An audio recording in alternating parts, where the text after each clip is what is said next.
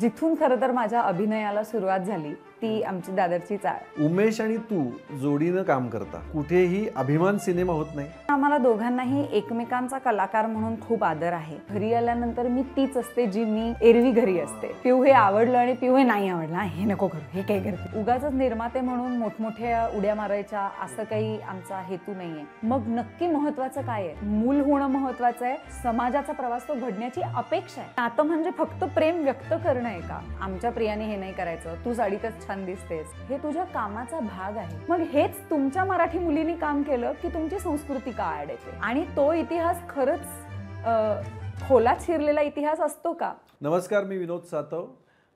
आपल्या आरपारच्या वुमन की बातमध्ये आज आपण एका कर्तृत्ववान अभिनेत्री, तिला काय अभिनेत्री म्हणूयात, आणि ॲक्च्युली अभिनेत्रीपेक्षा मला तिची ओळख तुम्हाला उद्योजिका म्हणून करून द्यायला लागेल. Business woman. आज आपण मी जास्त वेळ घेत नाही, आज आपण भेटणार आहोत आपल्या सगळ्यांची लाडकी, आपल्या जवळजवळ घरातच असणारी किंवा घरातली वाटणारी तुमची आमची लाडकी प्रिया बापट. प्रिया, खूप खूप स्वागत. थँक्यू. की तुझं ते एक खूप क्लोजअप छान स्माईल त्या स्माईल मिळालं त्या स्माईलने आपण सुरुवात करतोय. तुझं खूप स्वागत. सगळ्यात पहिल्यांदा मी तुझ्याशी गप्पा मारणार आहे. हा कुठलाही प्रश्न उत्तराचा तास नाही आहे. आपण आजूबाजूला काय घडतोय त्याच्यावरही गप्पा मारू शकतो, किंवा तूही मला एखादा प्रश्न विचारू शकतेस. तर तुझा अभिनेत्री ते निर्माती आणि मध्येच एक तुझा बिझनेस, अशा सगळ्या गोष्टी आहेत.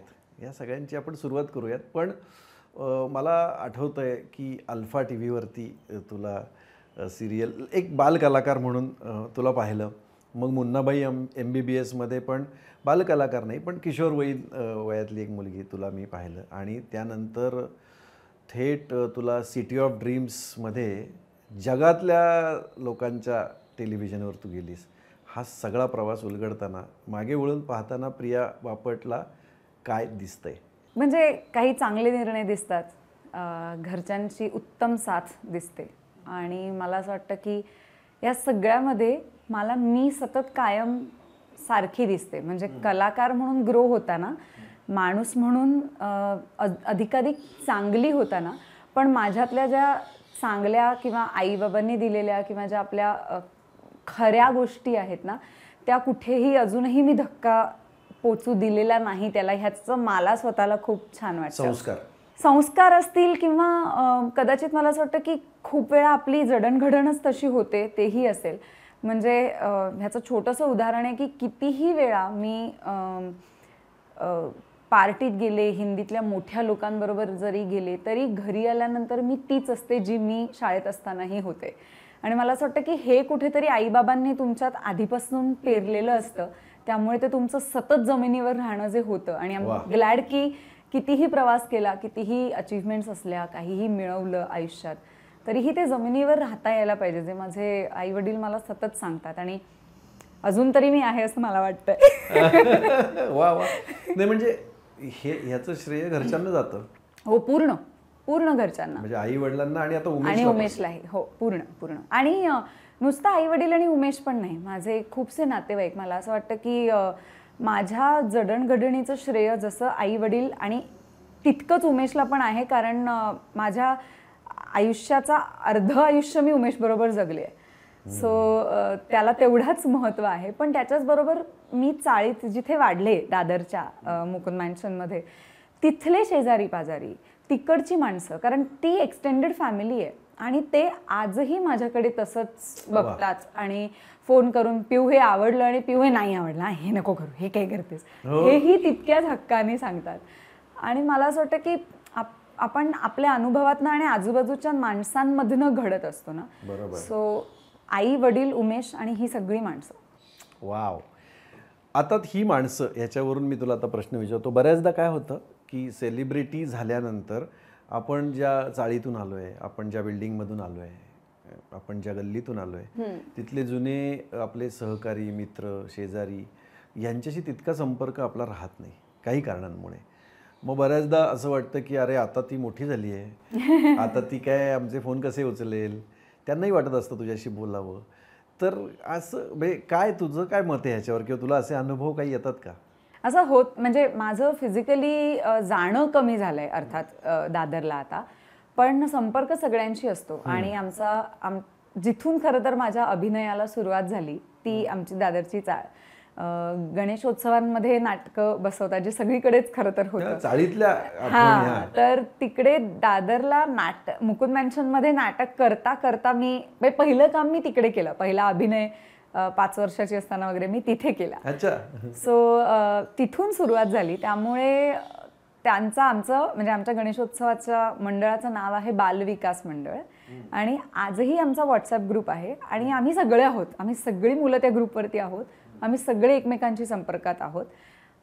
बरेच लोक तिथे राहतात, बरीच लोक आम्ही आता राहत नाही. म्हणजे माझ्या जनरेशनचे आम्ही बऱ्याच मुली होतो, त्यामुळे आम्ही सगळ्या लग्न करून बाहेर पडलो. त्यामुळे आता असे उरले सुरले जी मुलं आहेत तेवढीच राहिली आहे मुकुंद मॅन्शन. पण आम्ही पूर्ण म्हणजे सगळ्यांशी व्यवस्थित संपर्कात आहे. काहीही चांगलं असेल तर मला लक्षात असतं. आणि ऑफकोर्स माझे बाबा अजूनही येऊन जाऊन असतात. आमचं घर आहे, त्यामुळे खरं तर आत्ता जे आपण जर तरची गोष्ट, आत्ता आमचं नाटक जे चालू आहे त्या नाटकाची पहिल्या वाचनाच्या तालमी मी दादरच्या आमच्या घरात केल्या.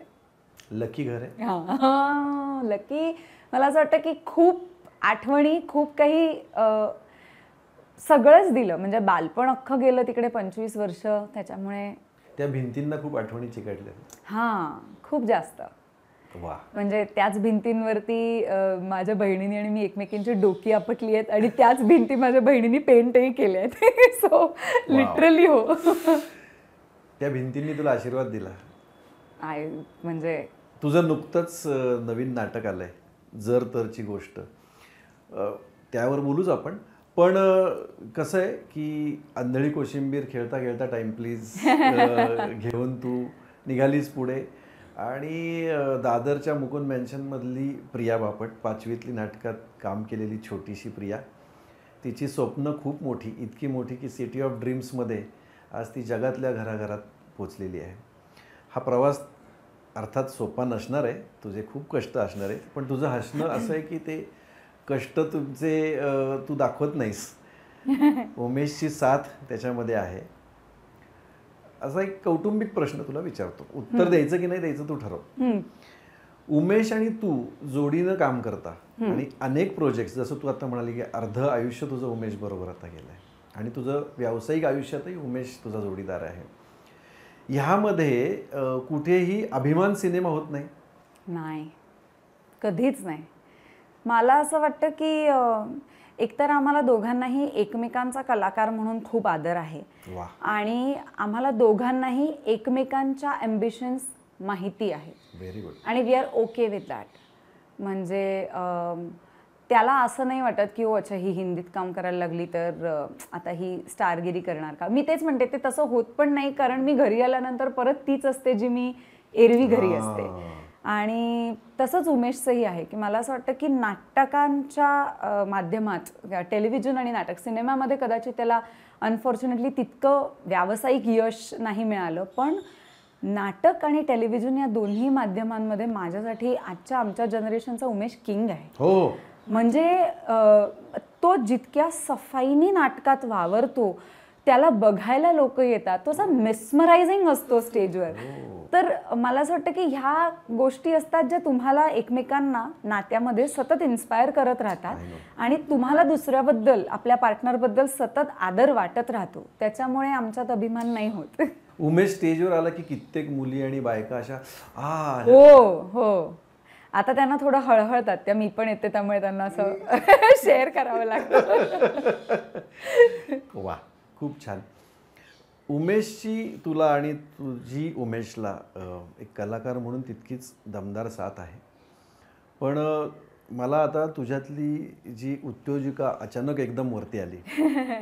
म्हणजे पहिलं नाटक तुम्ही दादा एक गुड न्यूज हे केलं आणि आता जर तरची गोष्ट. पहिलं नाटक सुपरहिट आणि दुसरं नाटक प्रसिद्धीमध्येच, पूर्वप्रसिद्धीमध्येच सुपरहिट झालं. म्हणजे नाटकाची तू यशस्वी निर्माती झालीस. अजून नाही, म्हणजे 2च नाटकं केली आहेत. पण मला असं वाटतं की आम्हाला दोघांनाही ना सातत्याने काहीतरी चांगलं, आपल्याला आवडेल असं आणि आपल्याला काय बघावंसं वाटेल अशा गोष्टी प्रेक्षकांना सांगावंसं वाटतं आणि त्यातून या दोन्ही नाटकांची निर्मिती झाली. म्हणजे खूप लोकांनी आम्हाला प्रश्न विचारला की तुम्ही आता सिनेमा पण करणार का वगैरे. तर मला असं वाटतं की अशी उगाचच निर्माते म्हणून मोठमोठ्या उड्या मारायच्या असं काही आमचा हेतू नाही आहे. मुळात ह्या सगळ्याची सुरुवातच ह्या विचाराने झाली की बऱ्याचदा मध्ये असं जाणवलं आम्हाला की अरे यार, ही गोष्ट चांगली आहे यार, पण कोण प्रोड्यूस करणार? अरे यार, ही ना, अच्छा ह्याची रिस्क नाही घेत आहेत हे लोक, ही प्रोड्यूस करण्याची रिस्क नाही घेते. काहीतरी कमर्शियल साच्यामध्ये टिपिकल बसेल असंच त्यांना करायचं आहे का, कारण रिकव्हरी सोपी आहे म्हणून निर्मात्याला सस्टेन होण्यासाठी.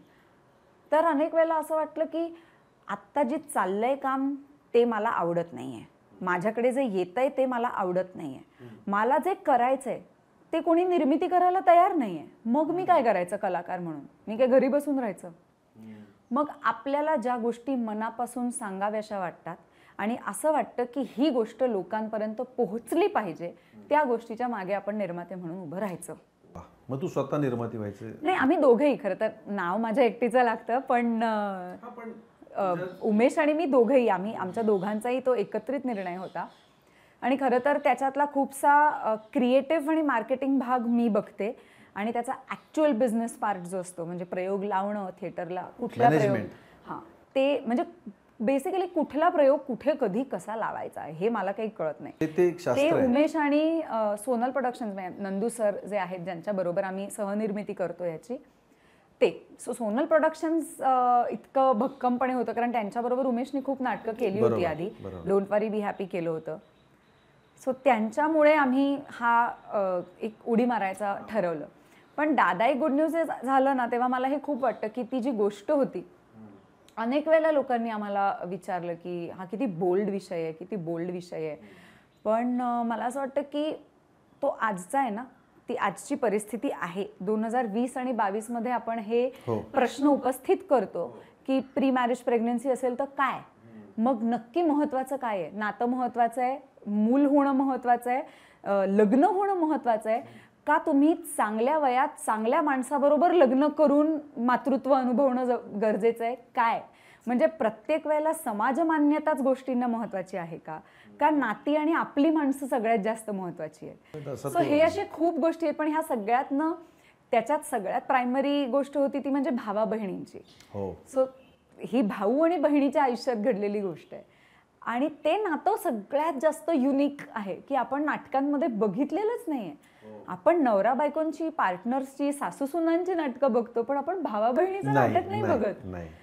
ते आम्हाला इतकं भावलं की आजचा विषय आणि अशा आजच्या पद्धतीने इतकं काहीतरी हृदयस्पर्शी मांडणं आणि अत्यंत हसत खेळत कुठेही तुम्हाला ड्रामेबाज प्रचंड स्वीकारलं. म्हणजे मला तर हे आठवतंय की कोविड नंतरचे अनेक प्रयोग एस्पेशली आणि पुण्यामध्ये इतके हाऊसफुलचे बोर्ड्स पाहिलेत त्या नाटकाने. मला असं वाटतं की तेच आहे ना, शेवटी चांगला विषय चांगल्या प्रकारे मांडून तुम्ही लोकांपर्यंत पोहोचवला तर लोक ते स्वीकारतात. आपणच प्रेक्षकांना उगाच एका चौकटीत गृहीत धरतो की त्यांना हेच आवडतं. तुम्ही देऊन तर बघा दुसरं, त्यांना आवडेल, घेतील ते. हां, तू चांगली निवड करतेस. आता बघ, खरं तर एका मुलाखतीमध्ये मुलाखतकार म्हणून मी तुला असा प्रश्न विचारू शकतो की तिन्ही माध्यमांमध्ये काम केलंय तर कुठलं माध्यम चांगलं, पण मी तसं नाही विचारलं. सगळे विचारतात ते आणि ह्या प्रश्नाला उत्तरच नाहीये. मी तुला असा प्रश्न विचारेन की तिन्ही माध्यमांमध्ये तू काम केलंयस, आत्ताचं जे सगळ्यात जोरदार समुद्राच्या लाटेसारखं सुनामीसारखं आलेलं OTT सारखं माध्यम, त्यातही जिवंत राहिलेलं नाटकासारखं सशक्त माध्यम, सिरियल तू केलेली आहे, सिनेमे तू करतेच. मला असा प्रश्न विचारायचा की तुझ्या नाटकाला 500 रुपयाचं तिकीट पहिल्या दिवशी हाऊसफुल होतो प्रयोग, आणि मग 150 रुपयाचं तिकीट काढून माणूस मराठी सिनेमाला का जात नसेल? सशक्त सिनेमे आहेत खूप, असं नाही की ते वाईट बनवायचे म्हणून बनवलेत. बरोबर आहे. असं का होत असेल? हे बघ, त्याला काही हेच उत्तर असं नाहीये, त्याला अनेक कारण आहेत असं मलाही वाटतं. आणि हा प्रश्न कलाकार म्हणून मलाही पडतोच की का सिनेमे चालत नाहीत थिएटरमध्ये, नाटकाला जर लोक एवढी गर्दी करतात तर. पण मला कधी कधी असंही वाटतं की गेल्या 6 वर्षात मी सिनेमा नाही केला का आता मला एकही सिनेमा नाही आवडला. 2018 नंतर मी आतापर्यंत एकही मराठी सिनेमा नाही केला. मी आत्ता केला एक मराठी सिनेमा गेल्या जूनमध्ये, म्हणजे जून 2023 मध्ये शूटिंग केलं. मला आलेल्या स्क्रिप्ट्सच मला नाही आवडल्या. म्हणजे मलाच आवडत नाहीये तर ते मी करून लोकांना बघायला ते का आवडेल, आणि जर लोकांना ते बघायला आवडत नसेल तर लोक का जातील. मला असं वाटतं की ही खूप एकत्रित जबाबदारी आहे सगळ्यांचीच. जे मी मगाशी नाटकाच्या बाबतीतही म्हटलं तेच मला असं वाटतं की नाटक निर्मिती करण्यासाठी का आलो, कारण आम्हाला काहीतरी एका कॅल्क्युलेशननी पॅकेज बनवायचं आहे म्हणून सिनेमे न करता मला ही गोष्ट पोटतिडकीने सांगायची आहे म्हणून जेव्हा सिनेमा बनेल तो सिनेमा खरा, तर तो सिनेमा व्हायला पाहिजे ना, तसा चित्रपट व्हायला पाहिजे. ही एक गोष्ट झाली. बाकीही अनेक गोष्टी आहेत की निर्मात्यांनी त्या गोष्टींच्या मागे तितक्या ताकदीने आणि कॉन्फिडन्सनी उभं राहायला पाहिजे.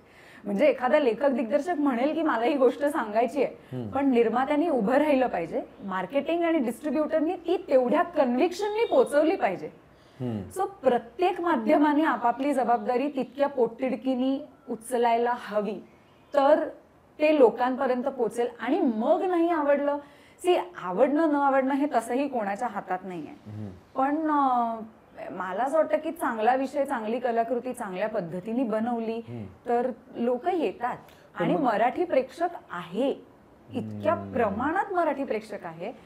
तो प्रेक्षक जर खरंच मराठी नाटक, हा मला जेन्युइनली पडलेला प्रश्न आहे. पण मग एकच ते काय होतंय, इतिहास म्हणलं की मग सगळे इतिहास इतिहास इतिहास. आता बायकांचं चाललंय.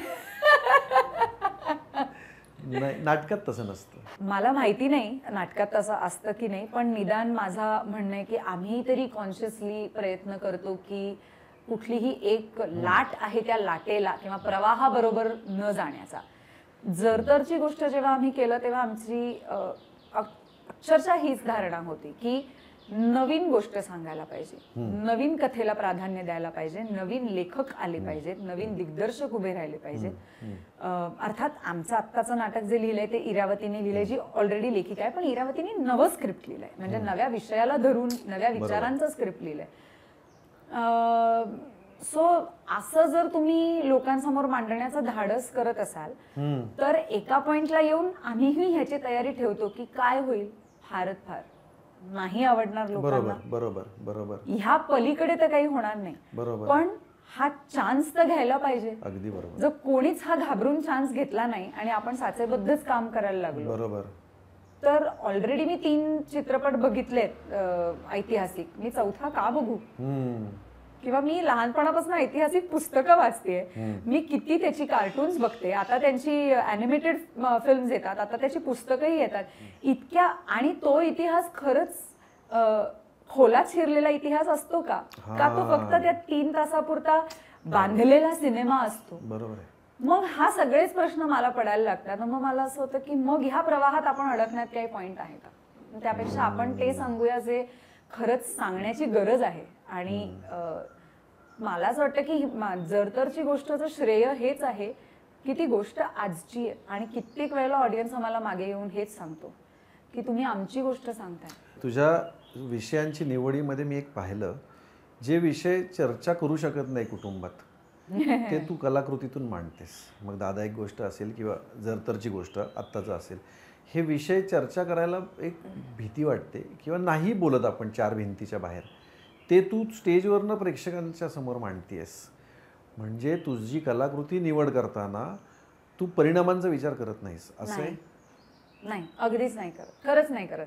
आणि हे दादा एक गुड न्यूजच्या वेळेला तर अगदीच होतं, कारण मला असं वाटतं की दादा एक गुड न्यूज आहे मध्ये उमेशचं जे पात्र आहे भावाचं, त्याची घटनेला आलेली पहिली रिॲक्शन ही अत्यंत टिपिकल आपल्या रोजच्या सामाजिक विचारसरणीत न आलेली प्रतिक्रिया असते. आणि त्याचं नाटकाच्या शेवटी झालेलं परिवर्तन, मला असं वाटतं की मी जर माणूस म्हणून एखाद्या घटनेकडे बघत असेल तर मला त्या भावाचा जो प्रवास नाटकात घडतो, समाजाचा प्रवास तो घडण्याची अपेक्षा आहे. तो घडेलच ह्याची गॅरंटी नाही, पण निदान हे असंही असू शकतं. आणि हे असं असेल तर मान्य करायला काय हरकत आहे. चूक किंवा बरोबर मध्येच प्रत्येक गोष्ट तोलायला पाहिजे असं नाही. मुलीने केली तर चूक, मुलाने म्हणून नाही. माझं म्हणणं आहे कोणाच्याही बाबतीत मुलगा मुलगी असं काहीच भेदभाव नाहीये. माझं म्हणणं आहे की कुठलीही घटना, त्या घटनेकडे आपण सरळ एक चूक आणि बरोबर ह्याच्यामध्ये जे टाकतो, कॅटेगराईज करतो, त्याच्याऐवजी त्याच्या मधला एक ग्रे एरिया असतो ज्याच्यात आपण सगळी खरं तर माणसं असतो. बरोबर. तर ते मान्य करायला काय हरकत आहे. सो हा जो प्रवास आहे पात्रांचा तो माझ्यासाठी खूप महत्वाचा आहे, जो जरतरची गोष्ट मध्ये सुद्धा होतो की पात्रांचा प्रवासच तसा आहे की नातं म्हणजे फक्त समोरच्यावर अवलंबून असणं आहे का, नातं म्हणजे फक्त प्रेम व्यक्त करणं आहे का, नातं म्हणजे प्रेमात हक्क सांगणं आहे का, प्रेमात पॉझिटिव्ह असणं आहे का. ते आहेच. आणि ते मग ते असेल तर ते खूप वाईट आहे का, आणि ते नसेल तर तो माणूस वाईट आहे का. तर तसं नाहीये. दोघेही आपापल्या जागी बरोबर आहेत, पण दोघांनाही त्याचा कुठेतरी मध्य शोधायला पाहिजे. तर ह्या ज्या गोष्टी आहेत ना, या मला असं वाटतं की आपली पिढी आपल्या रोजच्या नात्यांमध्ये पण आपण इतक्या बघतो, तर त्या जर तुमच्या पात्रांच्या प्रवासातनं रिफ्लेक्ट होत असतील तर ते जास्त आपलंसं वाटतं. तर एक अशी निखळ प्रिया आहे, त्यामुळे ना आमचं प्रेक्षकांचं ना एक कुठेतरी अंधुकसा अधिकार आहे तुझ्यावर. मला बहुतेक माहितीये का हे कुठे चाललंय, नाही का? तर नाही, आमच्या चाळीतली आहेस तू. आणि आता बघा, जब्बार पटेल यांनी मला असं उंबरठा सिनेमामध्ये विषय मांडला होता 40-42 वर्षापूर्वी, ज्याच्यामध्ये समलिंगी 2 स्त्रिया दाखवल्या होत्या. आणि सिटी ऑफ ड्रीम्समध्ये तू एक कॅरेक्टर प्ले केलंयस की ज्याच्यामध्ये तो विषय मांडलाय. बरोबर. अर्थात तो त्या कथेचा भाग नाहीये, तो त्याचे ते कॅरेक्टर आहे, वैयक्तिक. हे आम्ही कलाकृती बघताना समजून घेऊ शकतो, पण आमची प्रिया तू नाही असं करायचं. असं काही तुला अनुभव आले? हो, खूप ना, खूप. म्हणजे अगदी तिथपासून ते मी आता ऑस्ट्रेलियात बीचवरती बिकिनी घालून फोटो टाकला तर तिथपर्यंत आमच्या प्रियाने हे नाही करायचं, तू साडीतच छान दिसतेस पासून ते तेव्हा सिटी ऑफ ड्रीम्सचं ते बघून तर मला खूप खूप ऐकायला लागलं लोकांचं. आपण समाज म्हणून कलाकाराकडे कलाकारासारखं बघायला पाहिजे. ही एक खूप चांगली गोष्ट आहे की लोक मला त्यांच्या घरातली समजतात, पण मग मला त्यांना असं सांगायचंय की माझ्या घरच्यांना काही प्रॉब्लेम नाहीये, तर मग तुम्ही माझ्या घरचे असाल तर तुम्हालाही प्रॉब्लेम नसला पाहिजे. कारण माझ्या आई वडिलांना काहीच प्रॉब्लेम नाहीये, माझ्या नवऱ्याला काहीच प्रॉब्लेम नाहीये. ते सगळेजण माझ्या कामाचा भाग म्हणून ह्या गोष्टी स्वीकारतात आणि आनंदाने स्वीकारतात, जबरदस्तीने स्वीकारत नाहीत. मला आठवते की सिटी ऑफ ड्रीम्सचा पहिला सीझन आल्यानंतर एक क्लिप व्हायरल झाली होती आणि मलाच माहित नव्हतं की असं काय झालंय, कारण मी एपिसोड खूप उशिरा, म्हणजे आम्ही प्रमोशन करत होतो त्यामुळे एपिसोड आल्या आल्या आम्ही सगळे बघितले नाही. सो मला ती एक कोणाकोणाकडनं आली क्लिप आणि मग मी बाबांना पहिला फोन केला की असं असं आहे, असं असं मी केलं आहे, तर तुमच्यापर्यंत जर कुठून क्लिप पोचली तर तुम्हाला बाहेर न कळायला नको, मी आधी सांगते हे असं असं असं आहे आणि मी असा असा एक सीन केलाय, तर तुमचं काय म्हणणं आहे, तुम्हाला माझी लाज नाही ना वाटत आहे. माझ्या वडिलांनी आणि आईनी एका शब्दात एका वाक्यात मला सांगितलं, हे तुझ्या कामाचा भाग आहे, तू काम म्हणून केलंस, काम म्हणून ते स्वीकारलंस, आम्हाला ह्याच्यात काही गैर वाटत नाही, तू विसरून जा, दुर्लक्ष कर. वाह. सो काय पाहिजे अजून? म्हणजे मला ह्याच्यात काही, म्हणजे खूप लोकांनी हे वाक्य सुद्धा पिक केलं होतं आता जेव्हा मी बिकिनी घातली होती तेव्हा, की तू म्हणाली होतीस की तुला तुझ्या आई वडिलांना लाज आणू द्यायची नाहीये, आता त्यांना लाज आली. पण का आली? माझ्या वडिलांनी पाहिलेत ते फोटो, त्यांना काही प्रॉब्लेम नाहीये, मला काही प्रॉब्लेम नाहीये, माझ्या नवऱ्याला काही प्रॉब्लेम नाहीये. तर मला असं वाटतं की खूपदा आपण कलाकारांना आपल्याला हवं तशा आपल्या सोयीच्या साच्यामध्ये बघायचा प्रयत्न करतो आणि ते योग्य नाही असं मला वाटतं. प्रेक्षक म्हणून ज्या कलाकारांशी तुमचा व्यक्तिगत संबंध येत नाही, ते हिंदीतले किंवा इतर भाषांमधले किंवा हॉलिवूडचे सिनेमे बघताना, हॉलिवूडची पात्र बघताना तुम्ही त्यांच्याकडे पात्र म्हणून बघता, ते बघताना तुम्ही म्हणता वाह काय काम केलंय यांनी, किती काय न्यूआन्स्ड कॅरेक्टर पकडलंय, त्यांना काही इनहिबिशन्सच नाहीत, काय मस्त काम करतात. मग हेच तुमच्या मराठी मुलींनी काम केलं की तुमची संस्कृती का आड येते. मग इथे तुम्हाला असं का नाही वाटत की माझ्या मराठी मुलीला अजिबात इनहिबिशन्स नसून ती मोठ्या पडद्यावरती काम करू शकते, एक पात्र उत्तम प्रकारे वठवू शकते, ह्याचा तुम्हाला अभिमान का नाही? खूप महत्वाचं बोलतीयस तू. आपला ओम आहे ना भूतकर, त्याने मुळशी पॅटर्न मध्ये मर्डर केलाय. तो सुखनमध्ये शायरी करतो आणि तो साने गुरुजी पण करतो. बरोबर आहे.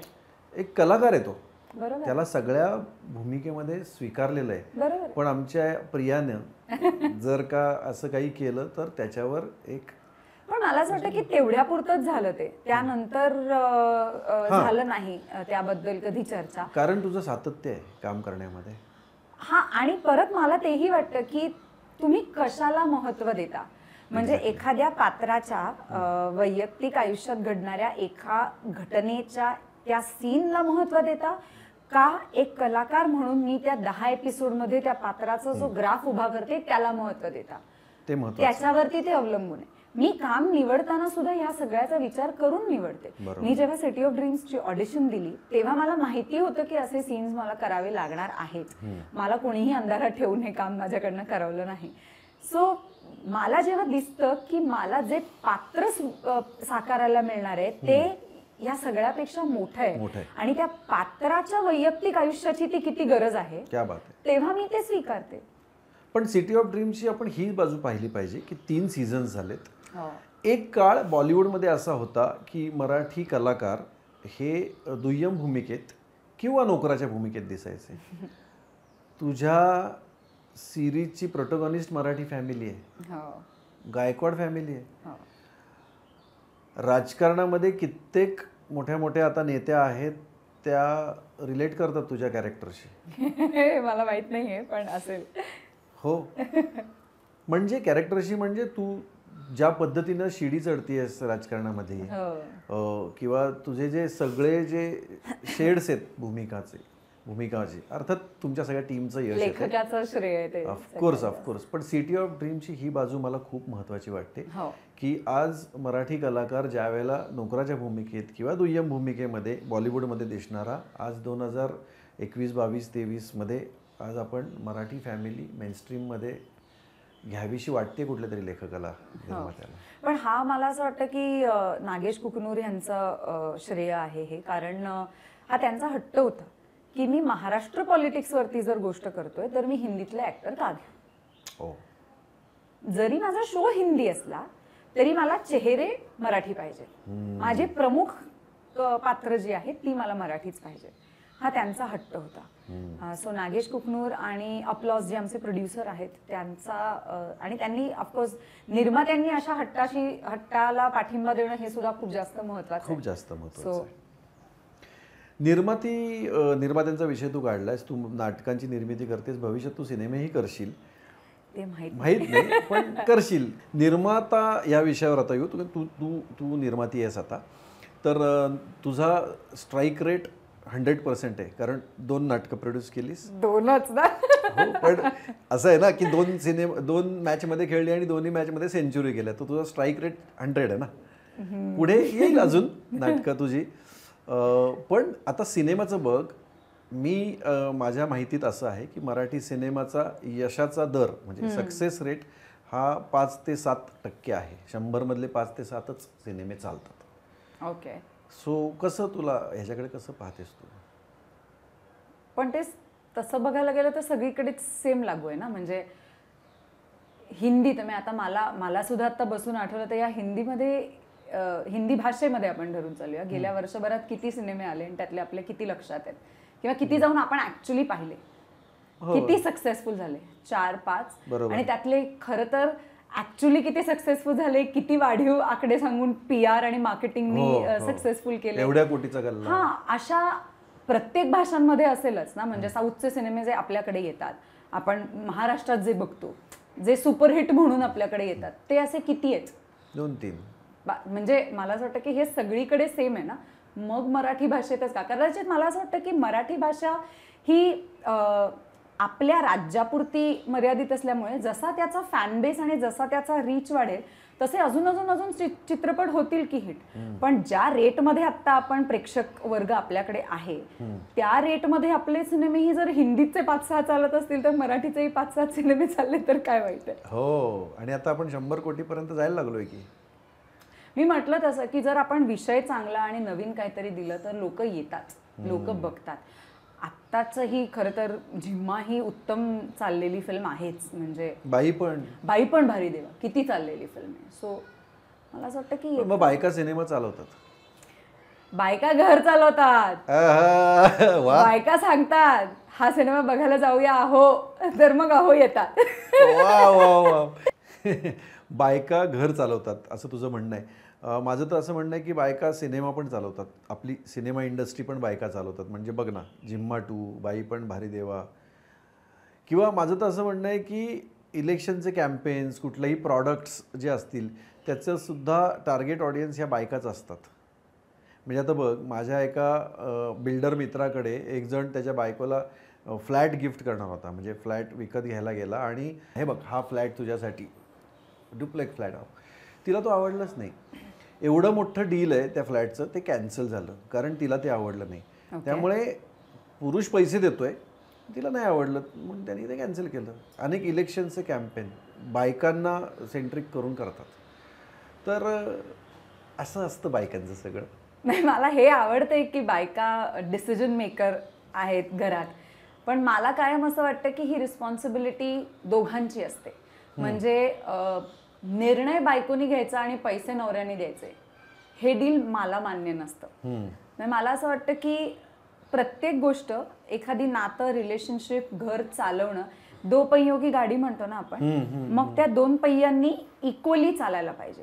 जर त्या बाईची काम करायची इच्छा नसेल, तिला स्वतःहून घर सांभाळायचं असेल फक्त, तर हा वेगळा मुद्दा आहे. पण जर ती बाई तितकंच बाहेर जाऊन काम करत असेल आणि तीही तुमच्याच इतके तास बाहेर जाऊन पैसे कमवत असेल, तर तिचं फायनान्शियल आणि इमोशनल दोन्हीही इक्वल कॉन्ट्रीब्युशन त्या संसारात पाहिजे. लाईक म्हणजे फॉर एक्झाम्पल, मी जर घर घेत असेल तर मला ॲक्च्युली खरं सांगायचं तर उमेशची आणि माझी प्रत्येक गोष्ट अशीच आहे. म्हणजे अगदी आम्ही घर घेतलं काय किंवा गाडी घेतली काय, आमच्या प्रत्येक गोष्टीत आमचा हाच निर्णय असतो की 50% पैसे तुझे, 50% पैसे माझे. प्रत्येक गोष्टीवर दोघांचं नाव असतं. पण मला हे ऐकायला खूप लागलंय आणि लग्नानंतर मी हे पाहिलंय सुद्धा. छोटीशी गोष्ट, म्हणजे I don't want to take like a big असा फेमिनिस्ट स्टँड वगैरे काही, पण अपेक्षा ह्या सगळ्या स्त्रियांकडनंच का केल्या जातात? म्हणजे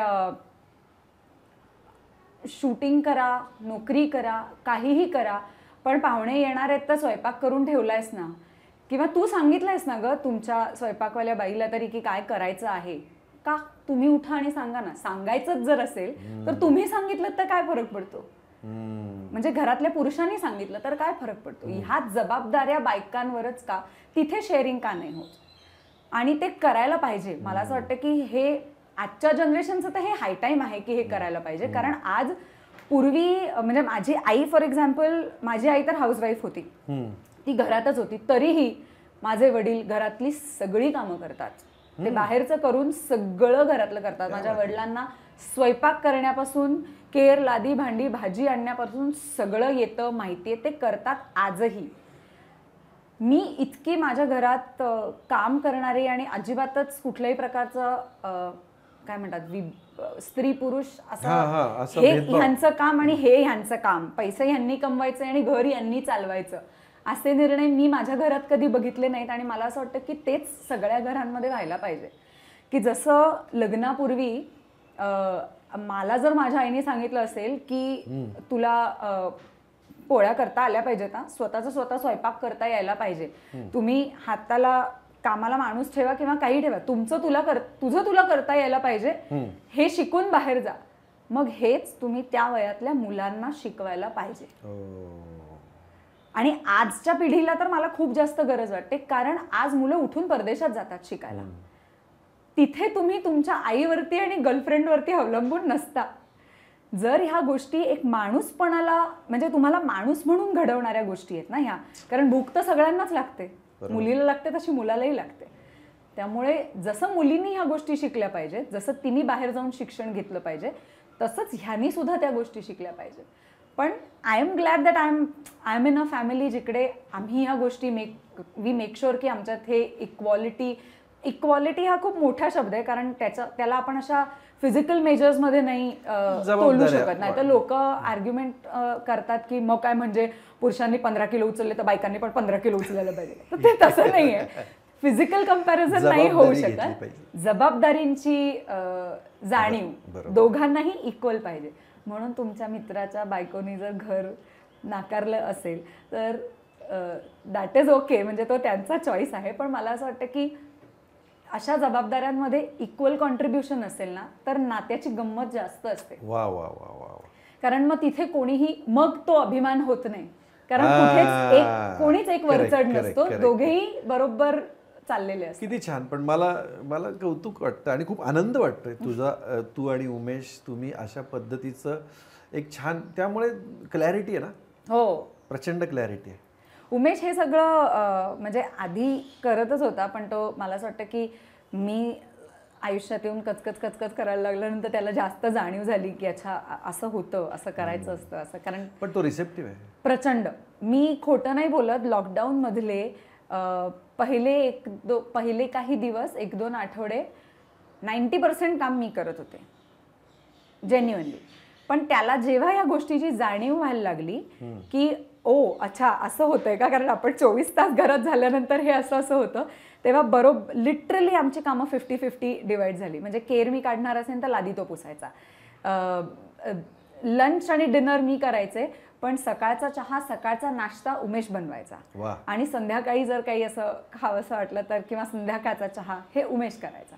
सो मला असं वाटतं की हे करणं, आणि बऱ्याचदा ना घरातल्या स्त्रीला तुम्ही उठून आपणहून म्हटलत ना की मी तुला हे करून देतो तरी ती चार्जडअप होते, तरीही तिला बरं वाटतं. सो असं नसतं कोणाला की त्यांना करायचं नाहीये, पण मला असं वाटतं की म्हणजे बरं वाटतं ना, मनातनं खूप बरं वाटतं. हातात चहा आला तर खूपच छान वाटतं. कुठल्या बायकोला नाही आवडत. मला खूप आवडतो आणि मी जाहीर सांगते मलाही एवढा सुंदर चहा जमत नाही जेवढा उमेश सुंदर चहा करतो. क्या बात आहे. खूप छान चहा करतो तो. क्या बात आहे. सो आणि ही प्रत्येकाची जरतरची गोष्ट आहे. हो नाही का. जर दोघांनी जबाबदाऱ्या वाटून घेतल्या तर लग्नाचा गाडा खूप छान चालेल. वा. मी शेवटाकडे येतो आपल्या गप्पांच्या. मगाशी तू सांगितलं की तुझ्या नाटकाचं किंवा तुमच्या व्यवसायाचं क्रिएटिव्ह आणि मार्केटिंग आणि प्रोडक्शन अशा वेगवेगळ्या ज्या जबाबदाऱ्या आहेत, त्यातलं तू मार्केटिंग हा शब्द मला पटकन तो लक्षात राहिला. तुझ्या दादा एक गुड न्यूजपासून आत्ताच्या जरतरपर्यंत एक नाटकाच्या या इंडस्ट्रीमध्ये प्रत्येकजण वेगवेगळी कल्पना मांडत असतो. तुझी मार्केटिंग जरा हटके आहे, आउट ऑफ द बॉक्स आहे. तर हे काय, कसं काय? ऑफकोर्स याच्यामध्ये मार्केटिंग टीम इन्व्हॉल्ड असतेच, पण खूप गोष्टी आम्ही बसून ब्रेनस्टॉर्म करतो की आपल्याला काय प्रकारे गोष्ट सांगायची आहे, काय त्याच्यातनं त्या नात्याबद्दल असणं अपेक्षित आहे. म्हणजे मला असं वाटतं की त्या गोष्टीबद्दल कुतूहल तयार व्हायला पाहिजे ना, तर लोक येतात. आणि परत तेच त्यामुळे आम्ही ज्या गोष्टीच निवडतोय त्याच थोड्या ऑफबीट असल्यामुळे किंवा वेगळं काहीतरी आपलंसं सांगण्याचा प्रयत्न असल्यामुळे आम्ही त्याचाही प्रयत्न करतो की त्या माध्यमांमधनं मार्केटिंग करत असताना आपल्या त्या गोष्टी लोकांपर्यंत पोचतील. नाटकाच्या बाबतीत मला असं वाटतं की अत्यंत दुर्लक्षित भाग आहे ते म्हणजे डिजिटल मार्केटिंग. हा अत्यंत दुर्लक्षित भाग आहे जो आम्ही हट्टानी दादा एक गुड न्यूज याच्या वेळेला ठाण मांडून बसलो की नाही, हे आजचं माध्यम काय आहे, आज लोक कुठे बघतात, पेपरला जाहिरात बघून लोक येत आहेत, ती किती येतात, आणि तुझ्या सोशल मीडियावरती लोक किती जाहिराती बघून येतात, किती लोक ॲक्च्युली जाऊन बुक माय शोवरती तिकीटं बुक करतात आणि किती लोक थिएटरला येऊन रांगेत उभं राहून तिकीटं काढतात. जर ते डिजिटलचं प्रमाण वाढतंय तर तुमचं कम्युनिकेशन त्या माध्यमासाठीचं सुद्धा बदलायला पाहिजे. म्हणजे एकच पारंपरिकरित्या फक्त पेपरला ॲड दिली की प्रयोग लोकांपर्यंत पोचतात आणि लोक येतात, कारण तेव्हा बाकीची माध्यमं नव्हती. अवेलेबल जी माध्यमं आपल्याकडे आहेत त्याचा पुरेपूर वापर आपल्याला करता यायलाच पाहिजे. आम्ही दादा एक गुड न्यूज याच्या वेळेला 2च होर्डिंग लावली होती, एक पुण्यात एक मुंबईत. कारण चर्चा झाली केवढी, पण आम्ही इलेक्ट्रॉनिक आणि सोशल मीडियाचा वापर केला ती 2 होर्डिंग सगळ्यांसमोर पोचवायला. आमच्याकडे एवढं बजेट नव्हतं की आम्ही धडाधडा सगळीकडे होर्डिंग्स लावत सुटू नाटकाची, कारण शेवटी नाटकाचं बजेट हे मिनिमम असतं. आणि त्याच्यामुळे मग ही आयडिया होती आमच्या तेव्हाच्या डिजिटल टीमची, होर्डिंग करूया असं म्हटल्यानंतर की म्हणजे 2 करूया. मग म्हटलं ओके, मग लेट्स एनकॅश ऑन दॅट. मग नुसती 2 होर्डिंग करायची, तर मग ती सगळी म्हणजे ती 2 होर्डिंग इतकी वाटली पाहिजेत की लोकांनी जाऊन शोधली पाहिजेत की आमच्या इकडे पण लागलंय का होर्डिंग. त्याच्यावर होऊ देत चर्चा, कारण चर्चेतनं तुमचं नाटक पोचणार आहे. पहिली गोष्ट आहे नाटकाचं नाव आणि नाटकाची तारीख पोचायला पाहिजे. एकदा नाव माहिती झालं की मग लोकांना सवय लागते त्याची. टायटलमध्ये निम्मे जिंकलात तुम्ही. तू हे सगळं आउट ऑफ द बॉक्स विचार करताना अभिनय करतेस, निर्मिती करतेस, आणि त्याचबरोबर तू एक उद्योग पण करतेस. म्हणजे तू मला मगाशी तू जे उदाहरण दे किंवा तुझी साडी तुझी खूप छान आहे. मला तुझ्या साडीचं छान तू कॅरी करते आणि हा तुझा स्वतःचा एक ब्रँड आहे. तर मला असं वाटतं की आमच्या या आरपारच्या वुमन की बातमधून ही जी बिझनेस वुमन आहे तिनं आपल्या या बिझनेसबद्दल सांगावं, कारण खूप लोकांना कळलं पाहिजे की तुझा हा ब्रँड काय आहे. सो याची सुरुवात झाली होती कोविडमध्ये. माझी बहीण, सख्खी बहीण टेक्स्टाईल आणि फॅशन डिझायनर आहे आणि ती शिकली आहे सगळं. म्हणजे मी तिला बघितलंय कॉलेजमध्ये स्वतःच्या हाताने डाय करताना. माझ्या घरात असं सगळं पसरलेलं असायचं सामान. बांधणी कसं होतं, ज्याला टाय अँड डाय म्हणतात, ते कसं होतं. ब्लॉक प्रिंट म्हणजे काय, ब्लॉक्स कसे बनतात, ते ब्लॉक्सनी ती हाताने घेऊन प्रिंट करायची. हे सगळं मी तिला कॉलेजमध्ये करताना बघितलं. त्यामुळे मला तिचा अभ्यास माहिती होता आणि त्यामुळे ती अनेक वेळेला जयपूरला, मध्य प्रदेशला अनेक कारागिरांच्या घरी राहून स्वतः त्यांच्याकडनं शिकून आली होती. ते तिच्या सगळे संपर्कात होते. कोविडच्या काळामध्ये त्या सगळ्या वेंडर्सनी तिला फोन केला आणि त्यांनी सांगितलं की आम्हाला काम द्या, आमच्याकडे काम नाही आहे. आणि तिचा मला एक दिवस फोन आला की प्रिया असं असं आहे आणि मला ती माणसं तर आवडतात, मला आपलं भारतामध्ये टेक्स्टाईलची इतकी जास्त परंपरा आहे की ती अशी कुठेतरी नाश पावावी असं मला नाही वाटत. मला ते जपून ठेवायचं आहे, ते जिवंत ठेवायचं आहे. आणि आत्ता म्हणजे त्यावेळेला आमचं छोटंसं उद्देश हाच होता की त्या कारागिरांच्या हाताला काम मिळणं. आम्ही त्यासाठी त्यांना, श्वेताला मी सांगितलं की ठीक आहे, मग आपण ऑनलाईन बिझनेस सुरू करूया. जिकडे तू त्या कारागिरांनी बनवलेल्या त्यांच्याकडे असलेल्या साड्या घेऊन ये आणि आपण त्या विकू. आम्ही त्या सोशल मीडियावरनं विकायला सुरुवात केली. त्याचा रिस्पॉन्सचा आम्हाला अंदाज आला आणि आम्हाला कळलं की हे जे आहे, जे तिला अनेक वर्ष करायचं होतं किंवा अनेक वर्ष सांगायचं होतं, ते हेच आहे. मग आम्ही त्याच्या हळूहळू एकेका खोलीत शिरायला गेलो. सो सावेंची ही आमची ब्रँड आहे, ज्याच्यात आम्ही डोकं तिचं आहे, परत बिझनेस, फायनान्स आणि मार्केटिंग माझं आहे. आम्ही सगळे प्रॉडक्ट्स जे बनवतो ते ऑर्गॅनिक आहेत. म्हणजे आता ही साडी सुद्धा ही दाबू प्रिंटची साडी आहे, जे तर लिनेन आणि सिल्कमध्ये बनली आहे. एक साडी बनायला, हँडवीव केलेली जर साडी असेल तर ती साडी बनायला किमान, महेश्वरी साडी एक बनायला 4 ते 5 दिवस लागतात. आणि हँडब्लॉक प्रिंटच्या अनेक प्रोसेस असतात. म्हणजे ते आधी एक फॅब्रिक असतं, मग ते फॅब्रिक डाय करतात, मग त्याच्यावरती ब्लॉकनी प्रिंट करतात. आपल्याला ही साडी जेव्हा हातात येते ना, तेव्हा आपल्याला कळत नाही की ही, आपल्याला असं वाटतं की एका ताग्यातनं निघालं असेल आणि ते येतं, पण ते तसं नाही आहे. हा प्रत्येक ब्लॉक आहे, म्हणजे हा एवढा एक लाकडाचा ब्लॉक आहे. अच्छा. आणि हा ब्लॉक, तो एक छापा मारतो, मग तो परत खाली छापा मारतो, मग परत छापा मारतो, असा एक माणूस हाताने ते करत असतो मॅन्युअली. सो ही कला आहे आणि ती कला जगणं खूप जास्त गरजेचं आहे. कला जगत असताना, बिझनेस करत असताना आपण आपलं कल्चर, जे आपलं टेक्स्टाईल कल्चर आहे, ते जपणं आणि हे सगळं करत असताना निसर्गाला कुठलाही त्रास न होणं, ही सगळी आमचे उद्देश होते जेव्हा आम्ही सावेंची सुरू केलं. कारण इथलं प्रत्येक प्रॉडक्ट नॅचरल डाय आहे. कुठल्याही प्रकारचा मशीन मेड आणि पॉलिएस्टर आणि केमिकलचा वापर आमच्या कुठल्याही प्रॉडक्टमध्ये होत नाही. आणि त्याच्याचमुळे जसं आपण म्हणतो तसं एक पैठणी जी हाताने विणलेली असते ती बनायला खूप दिवस लागतात आणि मशीनची पैठणी 2 तासात बनते. पण 2 तासातल्या बनलेल्या पैठणीला ते प्रेम नसतं जे त्या हाताने विणलेल्या पैठणीला असतं. आणि आमचं दोघींचंही इंडियन टेक्स्टाईलवरती प्रचंड प्रेम आहे आणि श्वेताचा प्रचंड अभ्यास आहे. सो आमचं हे काय म्हणतात, हट्ट आहे की सावेंची थ्रू आम्ही जे प्रॉडक्ट्स बनवतो, साड्या बनवतो किंवा इतरही काही कॅज्युअल वेअरचे कपडे बनवतो, प्रामुख्याने साड्या बनवतो, तर ह्या सगळ्या साड्या ह्या नॅचरल डाय म्हणजे हळदीपासून बनलेला रंग, मातीपासून बनलेला रंग, जांभळापासून बनलेला रंग, गेरूपासून बनलेला रंग, ह्या सगळ्या रंगातनं त्यामुळे हातातनं माझ्या जेव्हा साडी येते अजरक प्रिंटची जी मातीत ते हे करतात त्यांना हळद असते लागलेली जेव्हा हातात येते तेव्हा त्याला हळदीचा वास येतो, त्याला मातीचा वास येतो आणि आपण काहीतरी इतकं ओरिजिनल आणि ऑथेंटिक देऊ शकतो आहोत तर ते आपण द्यायला पाहिजे आणि ते जपायला पाहिजे. ओरिजिनॅलिटी शेवटी तीच सस्टेनेबल असते ना, फास्ट फॅशन सस्टेनेबल नसते. वा, प्रेक्षकांनो एक गुड न्यूज आहे बरं का. ही प्रिया स्वतः एक अभिनेत्री आहे, निर्माती आहे आणि तिचं स्वतःचा साडीचा ब्रँड आहे, उद्योजिका आहे. त्यामुळे आणि आता भविष्यात ती खूप मोठ्या मोठ्या कलाकृती निर्माण पण करणार आहे. प्रिया, खूप मनमोकळेपणाने बोललीस. थँक्यू. मला खूप छान वाटलं.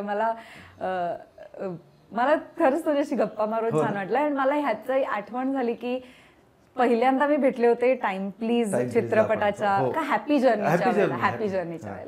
सो चित्रपटांच्या प्रसिद्धीच्या माध्यमातून आपण भेटलोय पण आज आपण इतकं समोरासमोर बसून छान मोकळेपणाने गप्पा मारू शकलो. मला मस्त वाटलं. खूप छान. मला सेलिब्रिटींशी खूप वेळा बोलणं होतं पण तू जी प्रिया आहेस तशीच गप्पा मारलीस. आत बाहेर मोकळे, सगळं मोकळं ढाकळं असं एकदम. आणि तोच तुझा USP आहे आणि ती तुझी ओरिजिनॅलिटी आहे आणि त्यामुळे तुला सक्सेस आहे. थँक्यू.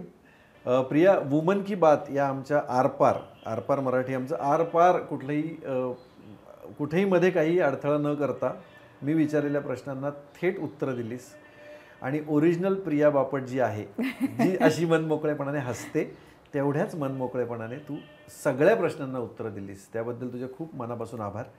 थँक्यू. तू निर्माती म्हणून प्रत्येक नाटक तुझं यशस्वी हो, पहिली जाहिरात आली की शो हाऊसफुल हो, अशी आरपार मराठीकडून तुला शुभेच्छा देतो आणि लवकरच तू उत्तमोत्तम मराठी चित्रपटांची पण निर्मिती करो अशी मी देवाकडे प्रार्थना करतो. थँक्यू. नटराजाकडे प्रार्थना करतो की तुझ्या आणि उमेशच्या सर्व कलाकृती यशस्वी हो. Thank you so much. थँक्यू.